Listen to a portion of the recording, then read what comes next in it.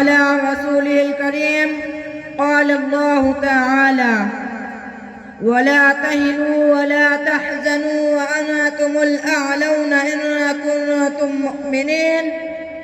خود نے کہہ بھی دیا لا الہ تو کیا حاصل، دل و نگاہ مسلمان نہیں تو کچھ بھی نہیں۔ محترم حضرات، معزز سامعین کرام، اللہ تبارک و تعالی نے قرآن کریم میں مسلمانوں کی سربلندی و برتری کی ایک تدبیر بتلائی ہے۔ بڑے پرجوش لہجہ اور بھرپور اعتماد کے ساتھ ڈنکے کی چوٹ اعلان کیا ہے کہ اے مسلمانوں، تم ہی کامیاب ہو، تم ہی اس دنیا کے مالک ہو، دنیا کی تمام چیزیں تمہارے لیے ہیں، عزت و شرافت کے تم ہی ٹھیکیدار ہو، کائنات تمہارے آگے جھک سکتی ہے، چرند و پرند تمہاری اطاعت کر سکتے ہیں، لیکن اس کے لیے ایک شرط لگائی ہے، وَأَنَتُمُ الْأَعْلَوْنَ إِن كُنتُم مُؤْمِنِينَ۔ فرمایا تمہیں سر بلند ہو بشرطے کہ تم مومن کامل ہو، ایمان کی حلاوت و چاشنی تمہارے اندر ہو، یقین کامل کی دولت سے تم مالا مال ہو، مومن کی تمام صفاتیں تمہارے اندر موجود ہو۔ فرزندان اسلام، اللہ تعالیٰ نے اس مختصر سے جملے اور اس چھوٹی سی آیت میں حقیقت کا انکشاف کیا ہے، آنکھیں کھول دی ہے، صاف طریقے سے فرما دیا ہے کہ تمہیں گھبرانے کی ضرورت نہیں ہے، کوئی خوف محسوس نہ کرو، دنیا کی کوئی چیز تمہارا کچھ نہیں بگاڑ سکتی، شیر تم سے ڈر سکتے ہیں، چیتے تم سے کپ کپا سکتے ہیں، دنیا کی بڑی سے بڑی چیز تمہاری غلام بن سکتی ہے، لیکن اس کے لیے ایک شرط لگا دی ہے، اگر ایمان و ایقان کی بادہ بہانی نے تمہارے قلوب میں گلشن پیدا کر دیا ہو، ایمانی صفات، دینی خصوصیات کے تم حامل ہو۔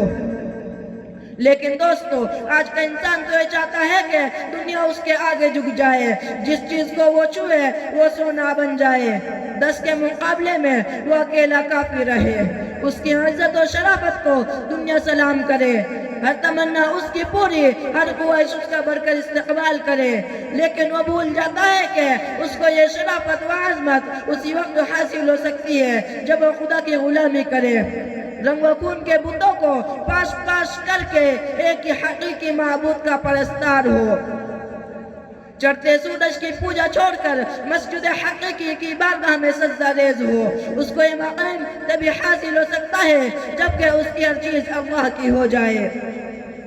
شیخ سعدی رحمت اللہ علیہ نے ایک شخص کو دیکھا کہ وہ شیر پر بیٹھا ہے، ڈنڈا اس کے ہاتھ میں ہے اور شیر کا کان اینٹ رہا ہے، اس کو جدھر چاہتا ہے چلاتا ہے، شیر بلا چوما چرا اس کی تابعداری کر رہا ہے، اس کے آگے آگے چل رہا ہے۔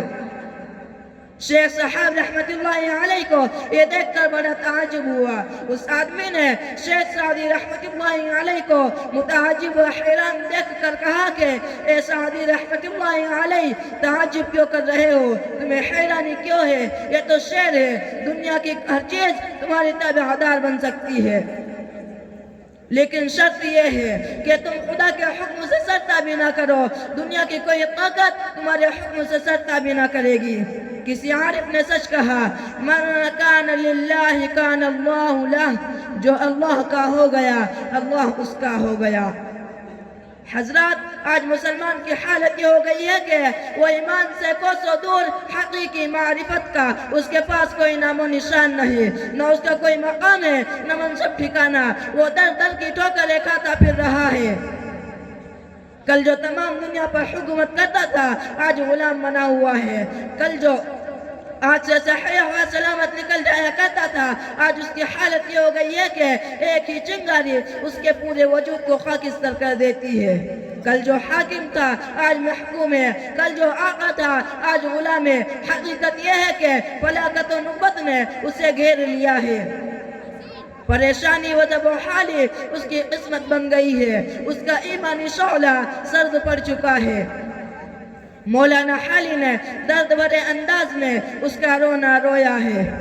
گھٹا سر پہ ادبار کی چھا رہی ہے، گھٹا سر پہ ادبار کی چھا رہی ہے، فلاکت سما اپنا دکھلا رہی ہے، نحوست پسو پیش منڈلا رہی ہے، نحوست پسو پیش منڈلا رہی ہے، چپ و راست سے یہ صدا آ رہی ہے. ہلو، میں ضروری اعلان یہ ہے، نوجوانوں سے گزارش ہے کہ وہ ہمارے جو گجرات کے مہمانان مکرم ہیں، اسی طریقے سے بھوپال سے تشریف لا رہے حضرت مولانا احمد خان صاحب دامت برکاتہم العالیہ، وہ راستے میں قریب ہی تشریف لا چکے ہیں. نوجوانوں سے گزارش ہے کہ وہ گاڑیوں کے ذریعے سے وہاں تک ان کے استقبال کے لیے چلے جائیں. حضرت ناظم صاحب کا حکم ہے، آپ نوجوان جو باہر ہیں ان سے گزارش ہے کہ وہ اپنی بائکوں کو لے کر اور راستے پر چلے جائیں ان کے استقبال کے لیے. کہ کل کون تھے آج کیا ہو گئے تم، کہ کل کون تھے آج کیا ہو گئے تم، ابھی جاگتے تھے ابھی سو گئے تم.